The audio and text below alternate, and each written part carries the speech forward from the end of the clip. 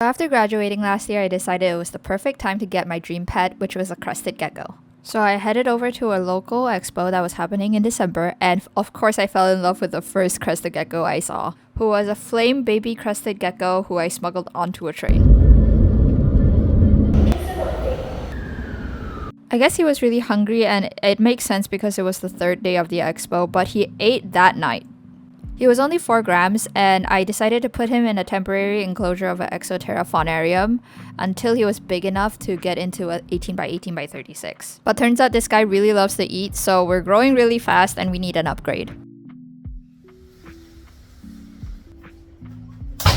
And yes, I did drop the Exoterra. Don't worry, the Exoterra isn't broken. Maybe Exoterra can sponsor me one day because wow, such a big drop and Mildew's tank is fine. Alright, I forgot to mention that the crested gecko's name is Mildew, and we don't know if it's a he or a she at this point, but I'm just saying he for fun. To start off this project with a high note, the nozzle for the expanding foam broke, so I'm just 3D printing one. And to my surprise, it actually worked, so here is me struggling to put down the expanding foam.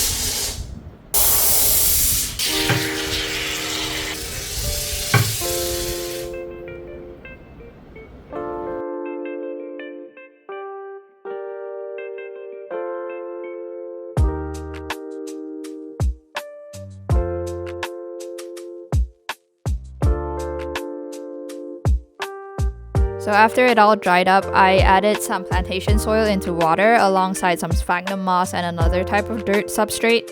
And now we are going to be siliconing the dirt onto the background.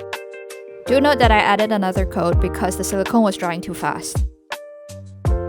Now for the substrate, I have lava rocks in the center because I had some lying around and some leca balls alongside a mesh on top. And after the drainage layer is just the substrate on top. So I'm still continuously planting within the enclosure, and that's why the enclosure looks quite bare here, and I also forgot to film the initial planting. But here is Mildew moving in for the first round of planting, and I'm going to be doing an overview of all the plants that are currently in the enclosure that's already different from what it was when Mildew moved in. But here are some isopods that were from Mildew's quarantine enclosure that I turned bioactive after like 2 to 3 weeks. I also added in all the substrate and the decor from his quarantine enclosure, and I hope it at least brought him comfort. The watermelon was also from his last enclosure, and I thought it was kind of cute that it was kind of a comfort place while he got used to the bigger enclosure. So this was the current state of the initial setup, and Mildew was around 8 grams when he moved into this enclosure and was pooping and eating consistently, so I didn't really have any worries with putting him into a giant enclosure. I did also add multiple places where he could find food in case he couldn't find that one specific spot, but luckily he also poops up high, so odds are the poops would just drop either on a vine or a branch or some leaf that would be easy to clean up and monitor, so he's been doing well. And now for the plants that I forgot about. 1 month after the move-in, and I have a fair few plants that weren't in the original video where Mildew moved in, so I just want to go over them real quick. Mildew's over here, obviously. That's the only gecko I have here. Oh, sleeping. Okay, sorry. And we have an air plant. 2 fake plants that obviously bring Mildew comfort, so I'm just going to leave them in until the real plants grow into the top section of the enclosure. And we have a pink princess philodendron, 3 bromeliads, 1, 2, 3, and we have the watermelon that was from his quarantine enclosure, a crispy wave fern, we have a wandering Jew plant, more bun moss that I'm hopefully going to be growing and they won't die on me. We have 2 dwarf umbrella plants or umbrella trees, Phytonia on the bottom. We have leaf litter all along the floor and a golden pothos that I put into a height that Mildew doesn't like to use. Besides that, Mildew has a feeding ledge here engraved with his name, Mildew. He doesn't use it, so I just put water in it in case he's thirsty and couldn't find any droplets to drink. But I do still offer food here and here. He prefers to eat it here consistently, so most likely that's the one that's getting eaten.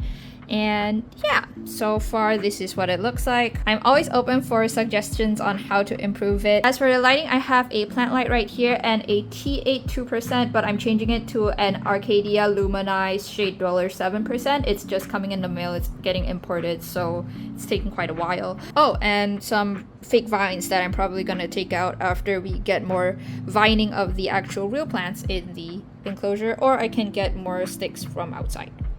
That's all. Thank you for making it all the way to the end of the video.